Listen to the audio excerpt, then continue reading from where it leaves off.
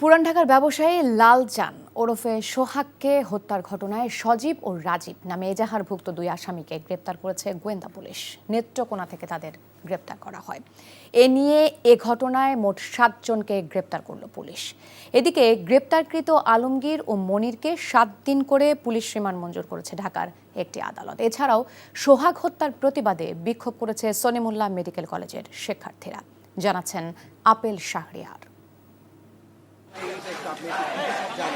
প্রকাশ্যে পিটিয়ে ও পাথর দিয়ে আঘাত করে ব্যবসায়ী সোহাগকে নির্মমভাবে হত্যার ঘটনায় বিক্ষোভ করেছেন সলিমুল্লাহ মেডিকেল কলেজের শিক্ষার্থীরা। হাসপাতালের সামনেই এমন হত্যাকাণ্ডে নিজেদের নিরাপত্তা নিয়েও শঙ্কার পাশাপাশি আইনশৃঙ্খলা পরিস্থিতির অবনতিতে ক্ষোভ জানান। আনসারদেরকে দেওয়া হয়েছে আমার নিরাপত্তার জন্য। ওরাই যদি আমাদের রক্ষা করতে না আসে তাহলে আমার নিরাপত্তার কোথায় থাকলো? 1 নম্বর গেটে আনসার মোতায়েন করতে হবে। 3 নম্বর গেট কালকে বিকালে টুরিস্ট স্পটে পরিণত হয়ে গেছে। এমন সিচুয়েশন তো আমরা চাই নাই।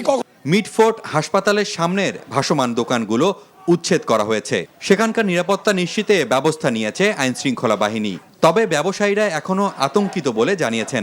এদিকে সোহাগ হত্যা মামলায় নেত্রকোনা থেকে রোববার আরও 2 আসামিকে গ্রেপ্তার করেছে গোয়েন্দা পুলিশ। সজীব 7 নম্বর ও রাজীব ব্যাপারী 10 নম্বর আসামি। পুলিশ জানায় গ্রেফতারকৃতরা হত্যায় জড়িত থাকার কথা স্বীকার করেছেন। তারা পূর্ব পরিচিত এবং তাদের মধ্যে আসলে ব্যবসায়িক কিছু হিসাব নিকাশ ছিল। তারপরেও আমরা অন্যান্য কোনো বিষয় আছে কিনা সেটা তদন্ত করছি। এখনও যেহেতু প্রাথমিক পর্যায়ে আছে, এখনো পর্যন্ত এটা উপসংহারে পৌঁছানো অত সহজ না। গত বুধবার পুরান ঢাকার দোকান থেকে ডেকে নিয়ে হত্যা করা হয় ভাঙ্গাড়ি ব্যবসায়ী সোহাগকে। এই ঘটনায় 19 জনের নাম উল্লেখ করে কোতোয়ালি থানায় হত্যা মামলা হয়েছে। Apple Shahriar, NTV news, Dhaka.